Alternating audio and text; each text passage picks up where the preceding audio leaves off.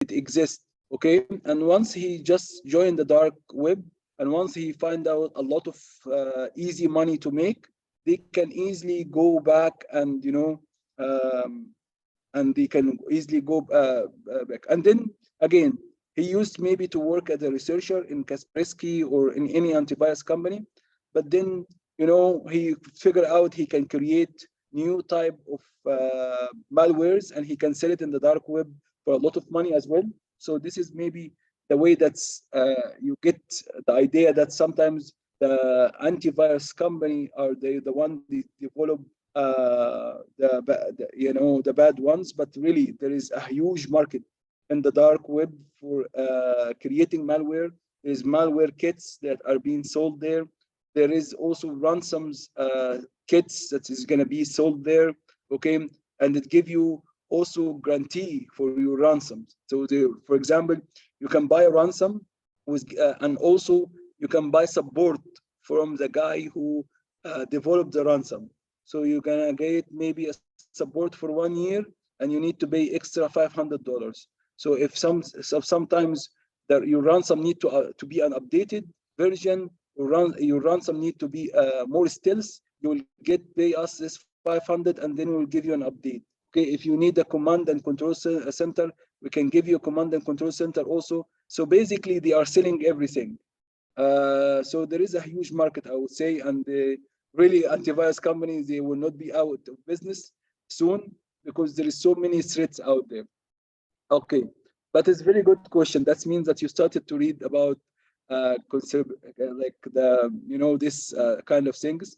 But again, I would advise you guys when you have time, and we can really explore the dark web one day. Okay, so again, we talked about vulnerabilities. We talked about what is risk.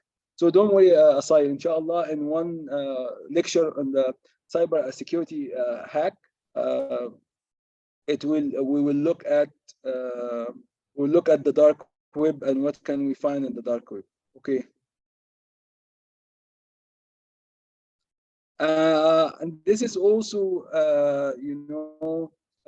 so Shaza is saying I think there is attackers who steal money and then donate it to the dark side hackers. I don't, I'm not sure if there is Robin Hoods here in this world. Okay, the only Robin Hood that I know, okay, Naif, is a guy. He was a Muslim guy. He used to steal from the American and Israeli company, and they used to give it to basically to Palestinians. His name is I think from Algeria. His name is Muhammad Al-Tahik.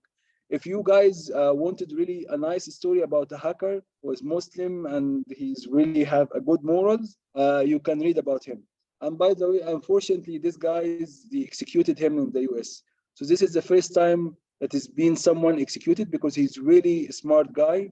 And they found out the only way that we can get rid of these guys to really execute him. Even though that they are never execute anyone in the cyber attacks, but this guy specifically, they asked him to cooperate, and they asked him to work for the NSA, and they wanted to him exactly. So they killed him. He said he refused, and they killed him. But he was a smart guy. He have already developed so many malwares that it was stealing from the banks in the US and transferring this money to Palestinians or the the Palestinians resistance. So they finally got him, I think, in Philippines or in Thailand, and then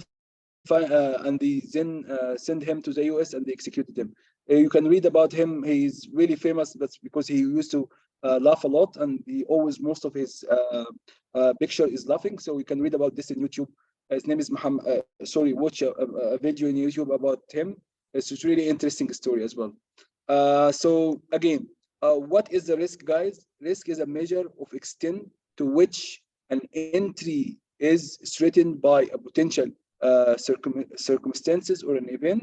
So again, in a very easy way, risk is basically adverse impact on our IT system caused by threats, and how this will impact our operation and how this is impact our company. from the revenue point of view. So if I have an e-commerce, okay, and there is a threat of SQL injection, and I have a vulnerability of SQL injection, what if these, if I have a vulnerability of SQL injection and I have a threat who is capable to conduct or carry out a SQL injection, what is the impact on my business? What is the impact of my operation if this attack took place and it already happened? So this is what kind of risk is all. Okay, guys? And again, what we have already learned about cybersecurity, that we really need to really minimize risk, to really mitigate the risk of cyber attacks. And one of the ways that we do this is by adopting the mentality of defense in depth. We have already talked about defense in depth in a really long session, which is basically you build layers of security, and this layer of security is overlapping. So if one of these layers fail to protect your organization, at least you will have a layer to build. So the mentality of defense in depth is really a good mentality, and you should always implement it in security. So if you look even at the war happening in Ukraine right now, they started to give Ukraine different kind of air defense systems, and the air defense system is gonna have different range. So one of them is 40 kilometers, one of them is 60 kilometers, and then lastly, France, or I think France yesterday, or maybe another country, they agreed to give them, 80 kilometers or 100 kilometers air defense. Why? Because I wanted to really spot the air fighter 80 kilometer away from me, or 100 kilometer, and then fire a rocket to stop this. So if this one failed to stop the air fighter because maybe it is stealth, or maybe it managed to evade this one, you have another layer of defense, of air defense, that can work and operate on 60 kilometers, and you have another layer of defense that can operate on 40% or 40 kilometers. So this is layer of defenses, layer after layer. If you manage to bypass the first layer, you will be caught by another layer. And this is the whole idea behind defense in depth. So even in wars, they implement defense in depth. So also in the cybersecurity, we implement defense in depth. Okay, and the defense in depth that we learned in the last few maybe sessions, it looks like this. It looks like this specifically diagram, that you build the defense in your perimeter, okay, which is, for example, your firewall, your IDS and IPS, and then once you finish this perimeter, you really implement in the network level.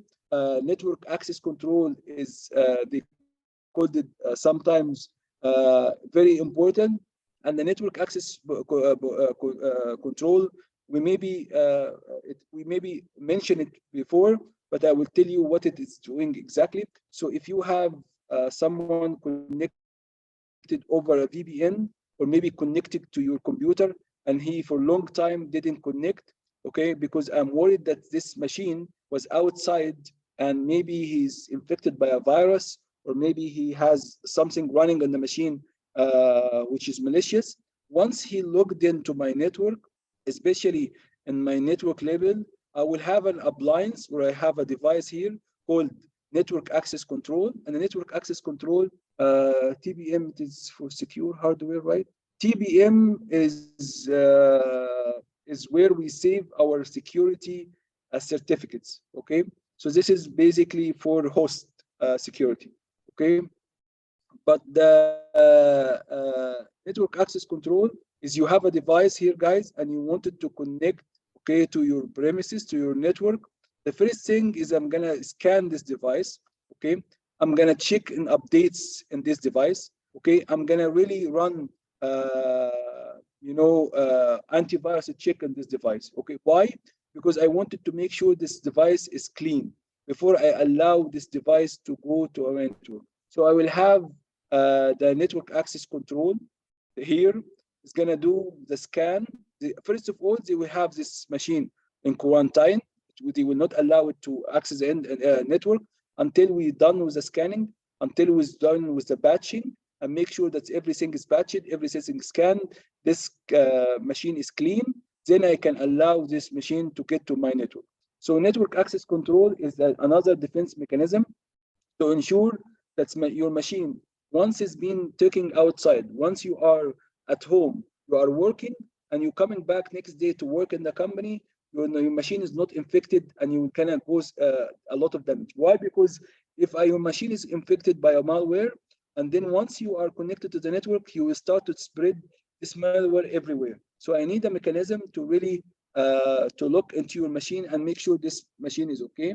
And then also, once you look at the here host, guys, host, you need also to have a permission and access control. So the access control is important to implement to access the host or to access other system within the network. So we talked about identity access management. We talked about identification, authentication, authorization, and we talked about also the access control methodology, so the DAC and MAC, and also role access control. So this is all done in the host. Once you log in into the host, you need permission. So this is where you get the complex password policy, some stuff like password history. I think you have guys done a lab about how to control identity and access when it comes to the policies, and how to really reflect this on the authentication methodology, so you create more tough basically password policy into your system. Also, we have here heads, and we talked about heads before as a host identification, host intrusion system, or host prevention system. And this is basically if you notice anything suspicious happening within the host, not within the network, okay, you can really manage to discover this. And as you can see, guys, we have this one and with this one. So both of them are really, one is intrusion detection system, and the other was also intrusion system. Okay, but one of them working in the network level, and one of them are working in the host level. Why? Because I wanted to have multiple layer of defenses. Okay, we have anti-malware. Okay, we said that we need to do something called hardening the systems. Make sure that you lower your attack surface in the system as much as you can. You really need to have user training. Okay, so people are used here because why? Because I said that the attacker or the threats, they understand that you building a very secure environment, so they start to look for any other vulnerabilities. So if they cannot manage to come to you physically, you try to come through the network. If they cannot do this through the network, they'll try to exploit people and do social engineering against people. And again, you need also to make sure that the data is encrypted. Okay, there is a backup, okay, for your data. Okay, there is a physical security for your data. No one can access your data center. So this is what we called it, defense in depth methodology. So we mentioned that we have threats. We have seen through the profiles now that threats increasing, the landscape is increasing. We talked about a little bit about vulnerability. What is the risk? Okay, we talked about that in order to protect your threats and vulnerabilities and risk, or mitigate the risk, you need to adopt this mentality of defense in depth, and we have explained defense in depth. This model over here, they called it the bull's eye, because it's at the start. Okay, guys. Again, here they said, okay, don't rely on one solution and think you're secure. And I heard this in interview before. They always saying that if someone has a product and he comes to you and he say that I have one product to secure your networks 100%, for they will not continue the interview with this person, or they will not continue the meeting with this person, because they know that he's lying from the minute one, because there is no solution will be giving you 100% of protection. Okay, guys, so far so good. Okay, attacks defense must address all these areas. Okay, because you have different area, you need to implement defense in depth. Aggressive testing can identify and discover weakness, means that you really need to do penetration testing from time to time to really look at your vulnerability and validate if it's real vulnerability. And that's why, inshallah, next course we'll be looking at penetration testing. Vulnerability or penetration testing, guys, is not gonna also give you 100% all the vulnerabilities, because it's limited to the scope. Where as you go cannot prevent a breach. Why? Because it can discover only limited number of vulnerability, but cannot really discover all the vulnerabilities. For example, if you have physical attacks, vulnerability assessment will not find these issues. Okay, if you have weak user who can be easily phished, okay, this is also penetration testing will not be able to discover this kind of skill. So don't rely on something and say, okay, you know what, I did penetration testing, they didn't find anything in my organization. Don't have the false feeling about security. Again, successful organization have a plan, okay, to really mitigate the risk and establish a framework. So this is also something I wanted you guys, okay? And again, the defense in depth is a strategy, is to provide redundancy so that if one layer of defense, another layer may throw it or further delays the attacks until you detect it. Okay, so what we have here, guys, is basically is how to implement an information security program, okay, for the entire organization. And they say, okay, you know what, there is a standard over there that you can follow, and this standard will help you to build this system. This is standard, guys, are gonna be helpful to build security. So let me just give you one thing that I wanted to show you here before we go for a break. Okay, so here, guys, risk management 53, it has controls.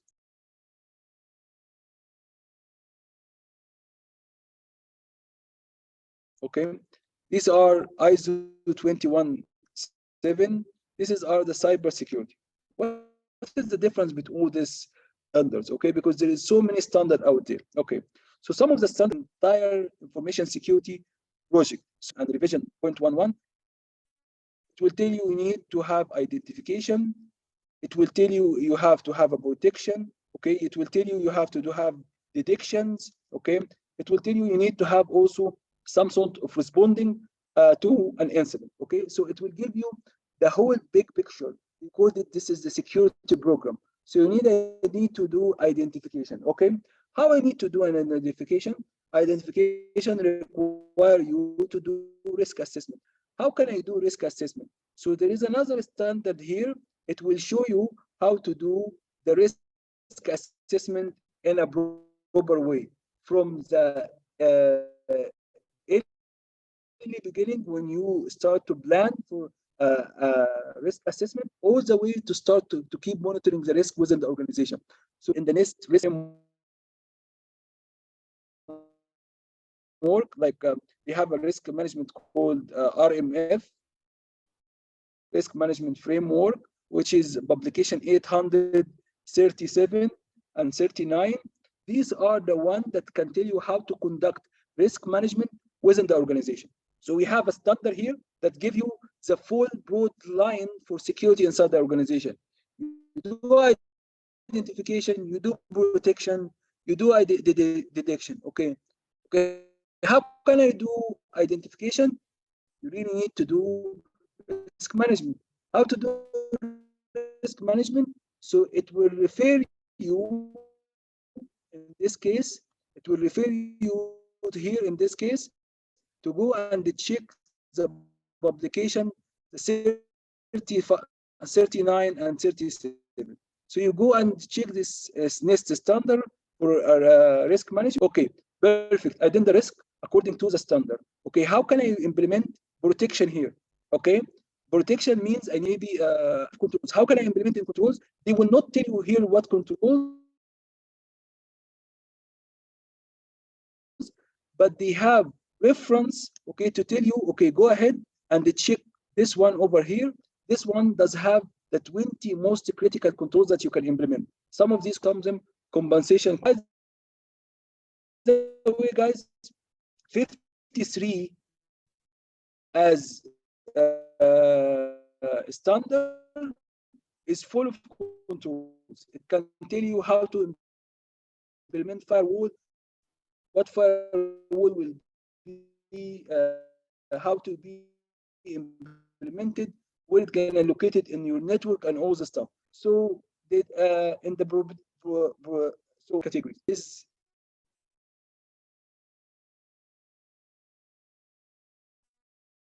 the framework. The framework, it will tell you how to build the security, okay, but it will not tell you how to conduct risk management. They will refer you to another standard. This is a second type of standard. It's about risk. Okay, once you identify the risk, you wanted to really mitigate the risk, it will refer you to another really control. So if you asked me if you wanted to really write what is the really relation between them, you need to have the framework first. So the framework is the first one, because this will give you the big picture. You need identification, you need protection, you need detection. Okay, very good. How can I do in the identification?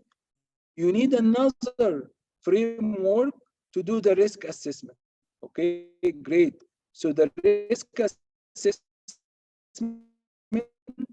okay, guys, it will be over this one. So this one gonna get the risk assessment from this one. Okay, once you have a risk assessment, guys, you will have all the risks now listed. You need another kind of standard that will allow you to implement control according to the risk you have in your organization. So you're gonna have another standard you need to adapt that is full of also what? It's full of controls. Controls mean how to really mitigate this risk. So one for the big picture, okay, one for the risk process, which is this one, and one for which control you will implement within your organization. Okay, do you understand now how many are there? Okay, guys, and this is, by the way, guys, it can be a question in the interview. It's also the GRC. I will explain the GRC in 1 second. Don't worry, Naif. When you go out to each other, they are having connection with each other. So how did they have connection with each other? One of them are giving you the big picture. One of them is telling you how to do risk management, and one of them are basically telling you which control you should implement to mitigate the risk. So now you have the full diagrams for all the standard. And I'm telling you guys, I was really in the interview recently with company, and they asked me about this organization. If we hire you, okay, and what kind of, what is the relation between the risk standard and the IT security framework? So they ask this kind of question. Okay, I will give you guys a break and then we'll come back. I think this is a good time to talk about a bit about governance, because we didn't cover the governance topics before. There's also a good time to talk about compliance and how governance, compliance, and risk, they are related, and they are all done now in one organization as one single task. And I'll explain what is really, how they are really connected to each other. So in order to do this, we will take a break of, I would say, 15 minutes. It's good to have a 15 minutes break so everyone can have his own tea. So let's say it is now at 10:45. Okay, so we'll come back, guys, 11 o'clock. Okay, this is the break time. Okay, guys, I'll see you inshallah after the break.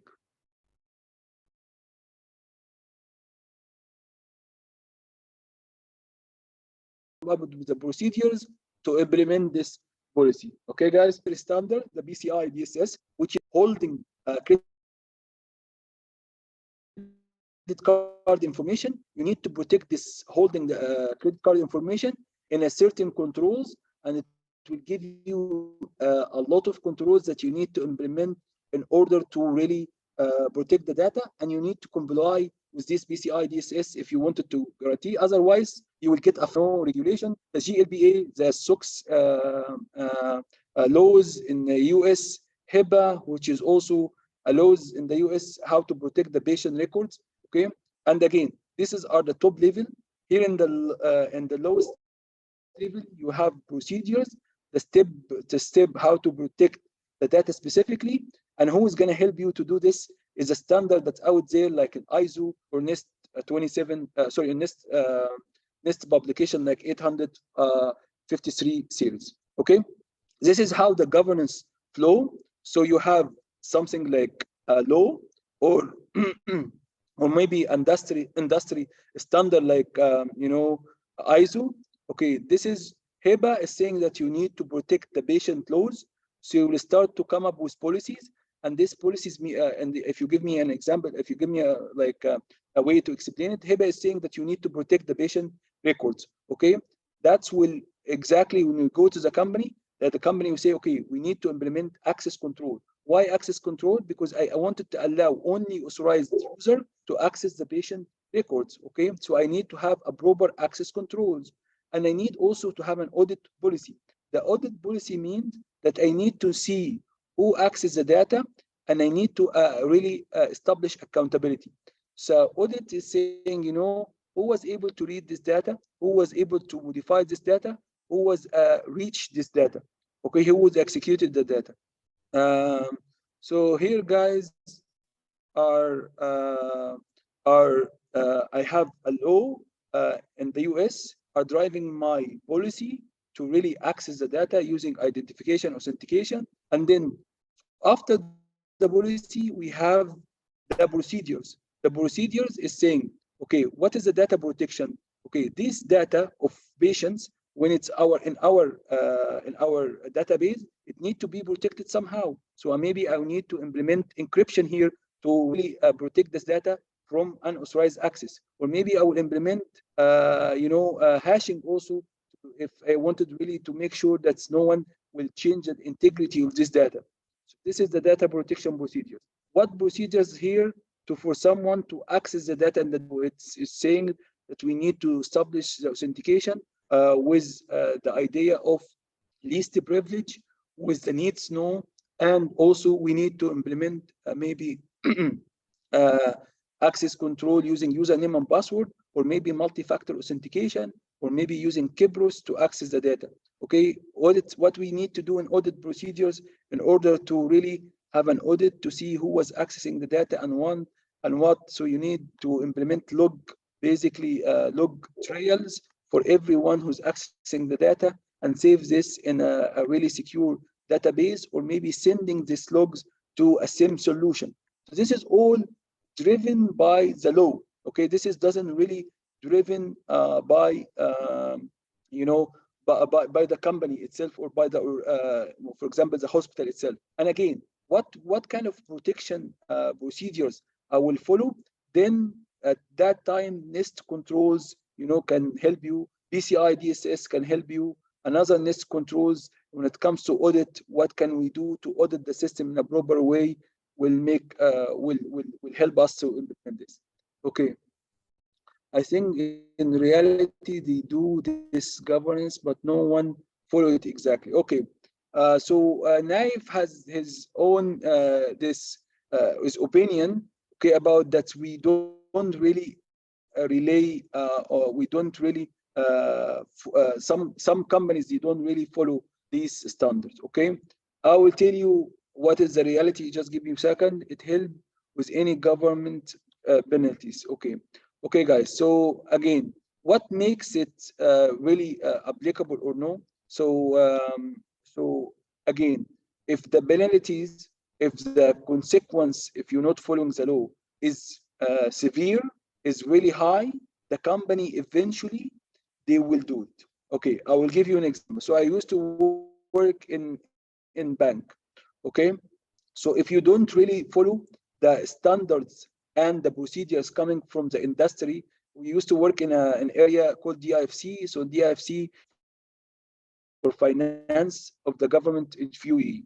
Okay, if you don't follow, the standard, they will give you a phone. First of all, they do audits. Audits means they will send someone to see if you are implementing the controls they told you about in the laws and regulator or no. So the first of all, the first step is sending audit. So in the audit, we say, okay, you know what? Show us what did you do when it comes to antivirus. Show us what did you do when it comes to encryption of the database. Show us a sample of your servers. Show us a sample of your firewalls. So it started to show us a sample of your recording system. Okay, so we ask you for samples. Okay, and then they have a list of all the stuff that they are already required from you as a regulator. If they found you have implemented all of them, that's fine. That means you are complying those regulator, and now you can continue operate in the industry of banking. Okay. What if they find you are really not complying with one of two? They will give can be so they were so they will so will give you a warning that you're not following, and they will give you a specific amount of time to really follow the standard or to follow the regulation. If you fail to meet this regulation, then the fine started to really start to hit you. Okay, so they start with a small fines until it reach to really big fine. If you still not complying, the last stage, they don't reach to just the stage because with the fines started to hit the company and the company started to pay. Okay, they will start to really try to comply. So because end of day, if you're not complying, you're paying fines. The last stage is revoking your license. If you revoke your license, you cannot operate anymore. Plus, you cannot have your clients, you cannot buy and sell in the market, you cannot save their money. So this is 3 stages. So they do an audit, they give you some time to comply with their standard. Okay, if you don't, they start to hit you with fine. If you don't listen, okay, they will revoke your license. It will never reach to revoke, but once the management start to get fines, they start to wonder what's happening. Okay, why we getting fined from this regulator? They say, okay, we have an IT system, we don't have enough controls. They will at that time the management will say, okay, no, we don't want to really implement. We don't want to get any fines anymore. Okay, only one time, guys, which is I would say this is an exception. Okay, that's management can really accept these fines. Okay, do you know when? If they know that they will not ever get to revoke their license because of this, or they know that the amount of money they will spend in really fine. So you said, for example, the fine is 100,000. If I wanted really to follow this regulation, I will pay $1 million to buy a solution. Okay, at that time the management can decide that they are really okay with paying the fine. But this is an exception. Okay, but why, guys? Because again, I will show you another diagram that shows you in a deep details what kind of pressures are on the company. So usually what the pressures are coming on the company is coming from the business needs. So the business needs a secure system. So this is a business pressures. Business pressures are coming from the laws and regulator within the company, and that's what will shape your governance and will shape your IT system and control within the company. Is both of them. The business needs plus the business pressure coming from regulator and from coming from. Okay, another thing that we really need to understand, Naif here, I wanted to explain that's compliance regulator. Okay, compliance, because the compliance maybe in a general way it will say you need to protect the data. Okay, you need to implement this and this to protect the data, but it will not give you a full solution to really. So you can be compliant, but you still can get hacked. Why? Because you are really not doing your risk assessment. You're not doing the proper thing inside the company. Okay, so you are basically checking the boxes. Okay, saying that we need to have an antivirus. Great, I will have an antivirus.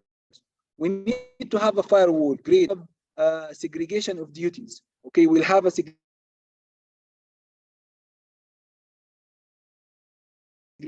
of duties. Everyone will know his duties, but that's mean you are not secure. So you are complying with the regulators in this antivirus as updated. Okay, do I follow the best standard because I'm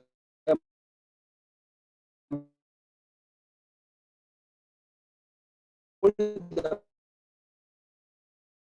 best standard because I follow the best standard, and that's why we include risk factor. Because it will not make my system really unbreachable. It will be breached. What will make this picture complete is to conduct risk assessment. It's to really to evaluate my systems and look really for vulnerabilities and try to find remedies. So, and sometimes, guys, when you work in an organization, you will be working in two projects. Project for compliance to make sure that you are compliant to certain standards that you are facing within the organization. So the companies that they are the GRC together, the risk, compliance, and governance in one module and can see, okay, this compliance, we need to comply to this standard and this standard and this standard.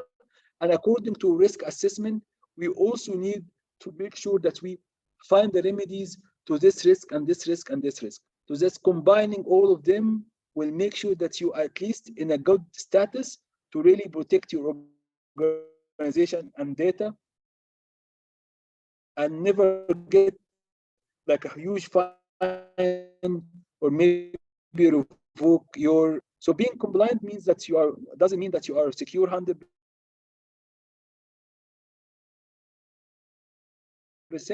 Okay, and being non-compliant doesn't mean that you are secure 100%. But for me, the most important thing that we do inside our company is risk management. Okay, but again, we cannot just ignore. We need really to operate in a lawful way. So we really need to follow the laws, especially if we work in banking or work in critical time to time. We'll get an audit, and the audit can really discover these areas and really discover these areas and really cause us really a lot of headaches. Okay, guys.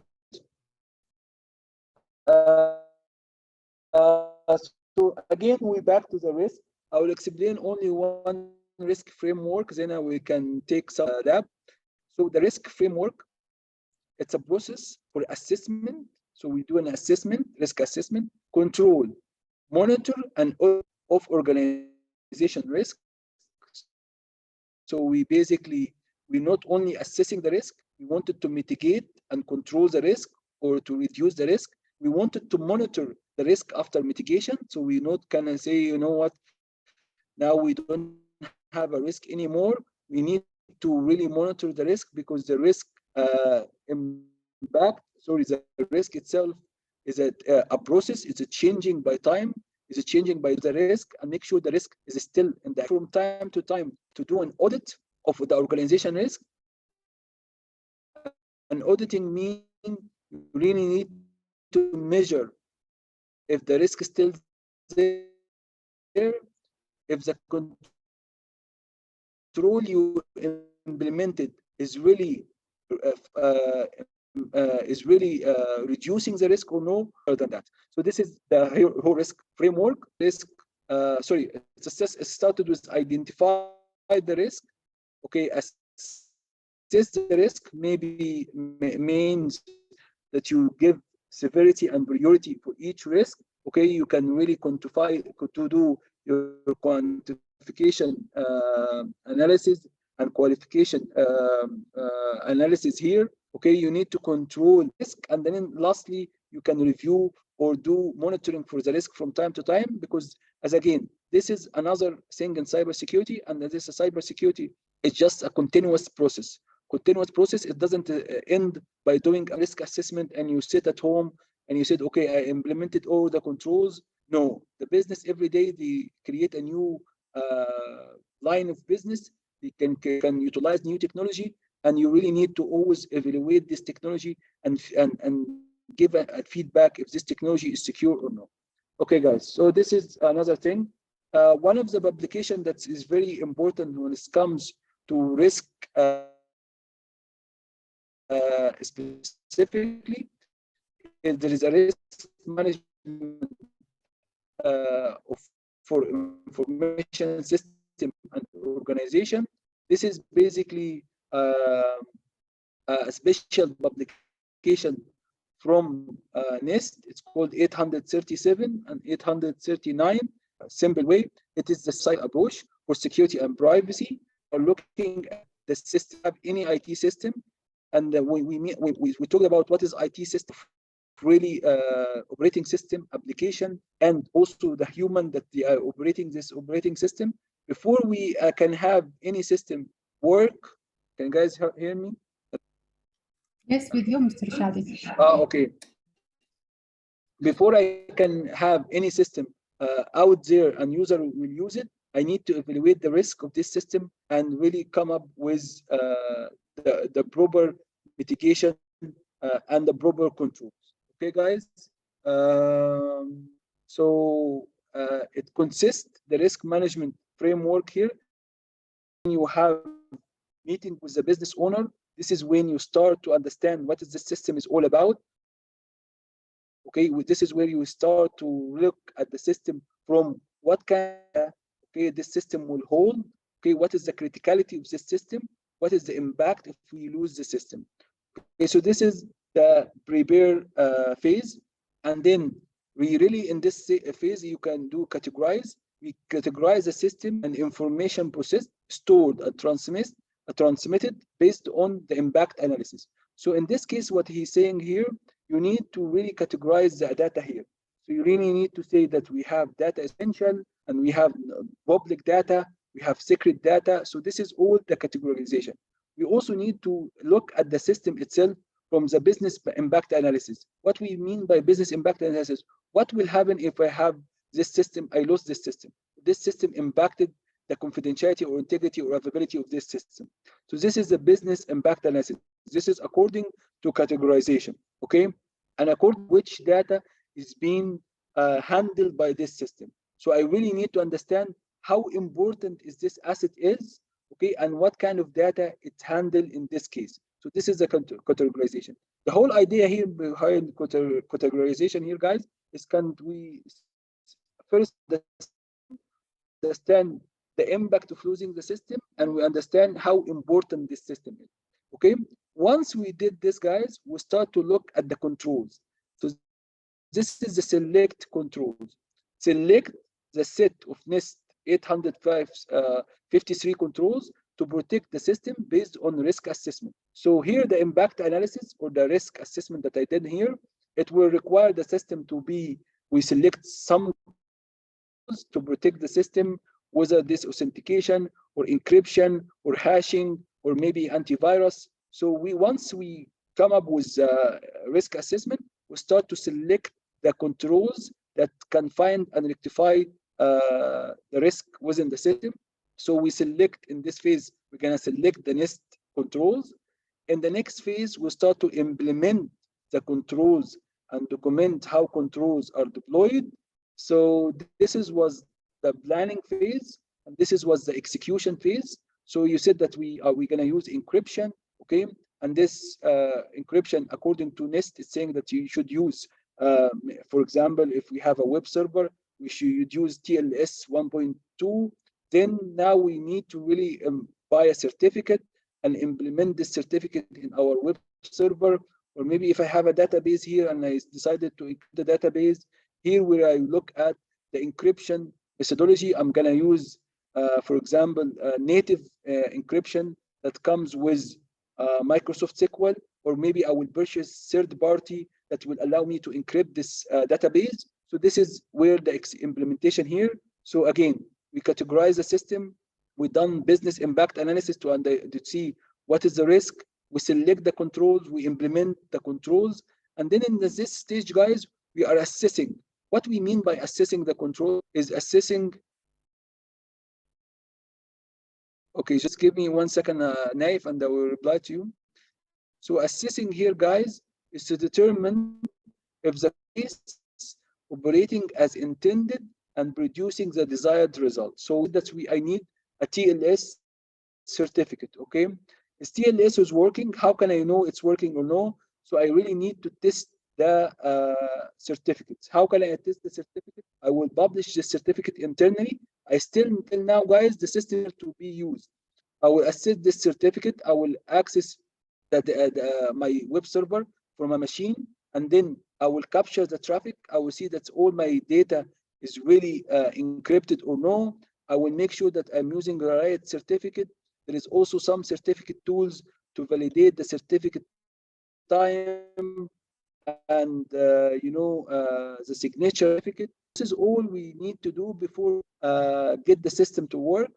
And then once we assess and we make sure that system and control are working as the way that we intended for them, we will go and do an authorization. An authorization maybe means that I will go and ask the business owner that we have already this system, we evaluated the risk, we looked at where is the entry point, we looked at the kind of vulnerability exists in this system. We choose this control to protect the data or the data at also transit. So we implemented all this control. We have doing the job that we wanted them to do. So the data now is encrypted while in transit. The data also encrypted while the data in the database. So this is all kind of things that when we get the senior official makes a risk-based decision. Risk-based decision after this, we can say that we have already assessed the risk, we have seen risk, we have implemented control to reduce the risk, and now we wanted you to tell us, can we go ahead and operate the system or no? Okay, according to what, guys? According to what thing that Suraj will come from the risk appetite. So the risk appetite or the risk in this case, why? Because maybe the risk right now is still high for their appetite. That's why we talked about before something called inheritance risk, something called resilience, and something called risk appetite. Okay, once if they said, okay, let's operate the system, we don't really need more controls. It's for us, it's acceptable in this case. Okay, now we go and really monitor the system. Okay, again, why we monitor, guys? Because the risk in the system is changing. Okay, someone added the system, someone added a library to the system, someone added a new rational database to the system, someone created new tables, okay, which is not encrypted. So all this stuff, guys, is changing. Okay, and that's why you have in some organization there's something called change management, and the change management procedure. Every time you really ask for a change to a system, this is gonna trigger and also risk assessment, because this is gonna also be opening the door for more vulnerability and more risk to the system. Okay, guys. So this is the whole idea. Okay, inherited not a good idea because the things changed over good. Okay, so Naif is saying here that inherited means in a very simple way, guys, is essentially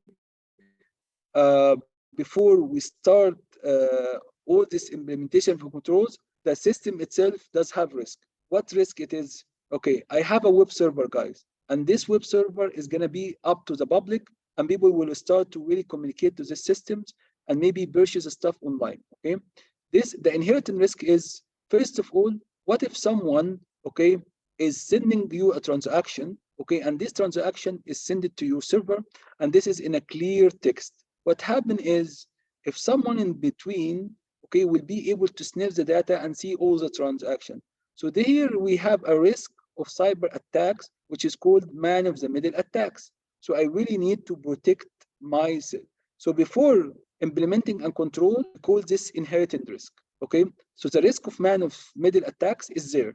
Okay, the risk of SQL injection is there if I didn't protect my my database. So what I should do is to implement some controls. The controls to really reduce the risk of man-of-the-middle attacks is encryption. How we implement encryption? By digital signature or by certificates. How can I do this? By going and purchasing certificates. So we do all this stuff. But even though, guys, when we do all the stuff, this is still residual risk. There is still an area for man-of-the-middle attacks. But we're trying to really mitigate the attack as much as we can, okay? Because you cannot reach to 100% mitigation, okay? That's why we said mitigation comes always with detections, okay? So you really need to detect if something suspiciously happening on the traffic between you and the client. And this is what can be done by implementing sensors and IDSs and IPSs and collect the logs and application firewalls and collect the logs. So this is in a simple way, guys, how the NIST RMF is done and how it's used before we really publish the system. So you will be lucky, guys, if you started working in a company in the early stages when before they authorize the system to work. Okay. But what if I went to a company, they already have all this stuff. Okay, they have a system, someone categorized, the system. They have already implemented controls. They implemented, all this mitigation. They have already assessed the system, and they already authorize the system to work. Okay, then you will be in the stage of monitoring. Okay, monitoring the system. If you monitor the system and you find any issues still in the system, okay, you will be able to go back to the management and say, you know what, we really need to go again to look at the selection criteria is here, because I found the system right now are running VMware, or this system right now are running maybe Docker containers, or maybe we have new APIs calls on our system. So we really need to look at the controls that can really protect us from virtualization attacks. So monitoring the system and monitoring the change management, it will allow you to also to check and to select the new controls, and these new controls will be implemented later on. So whether you are starting with a company, so you follow all the steps from up to down. So let's say that you start, okay, sending the data to cloud means you have an EC2 instance here running on the cloud. So you really need to assess the situation. Okay, what is the issue with the cloud? The denial of service attack, how to select a control to really, mitigate the risk of denial of service attack. Okay, so this will be your chance to really look and evaluate the system and implement also DLP. But DLP is not going to be very effective with denial of service attack. DLP, if I'm worried about leaking information outside my organization. Okay, so if I'm worried that one of the staff or one of my employees will start to really exfiltrate data outside, I really need DLP, because this is where the policies and procedures will be implemented to check the document, the files that's going out my organization. So DLP is a solution that is watching what kind of data is being sent out or in.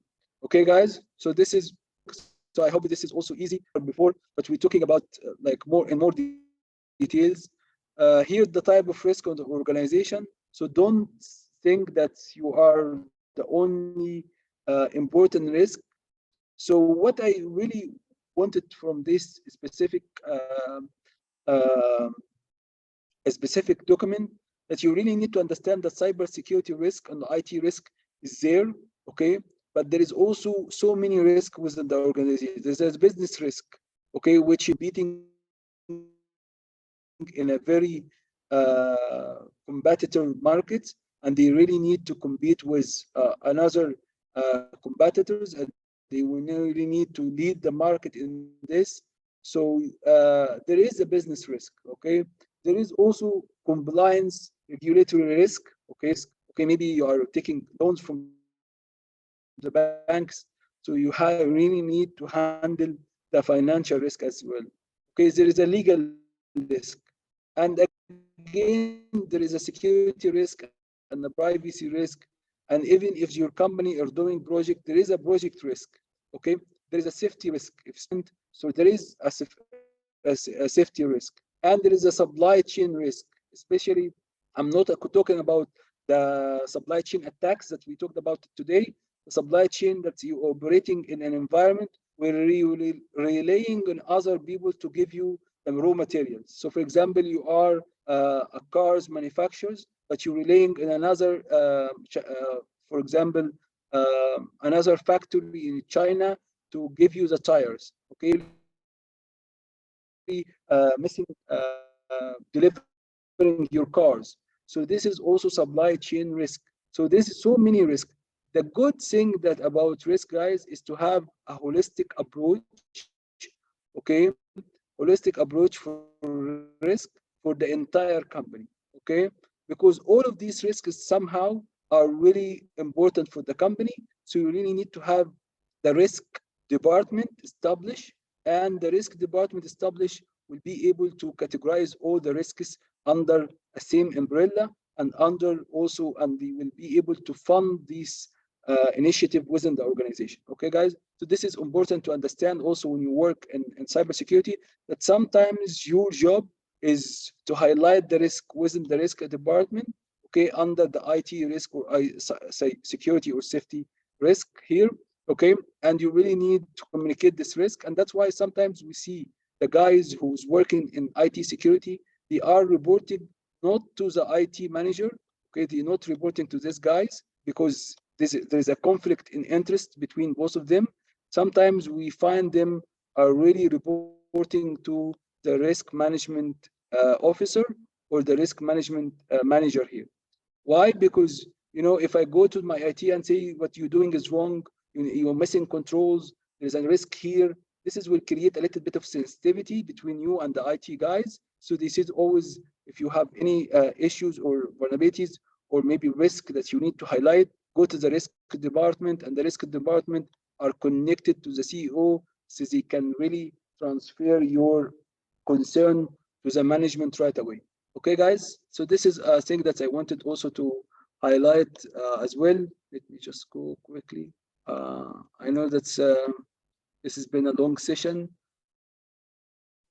Okay, here is again, what is the NIST risk management framework? This is what we will also focus on in the next maybe few days, also look at it. So the RMF is what we just have seen. It's an approach to handle the risk for information system within the organization. It's effectively manage information security and privacy risk in diverse advanced risk and changing mission, and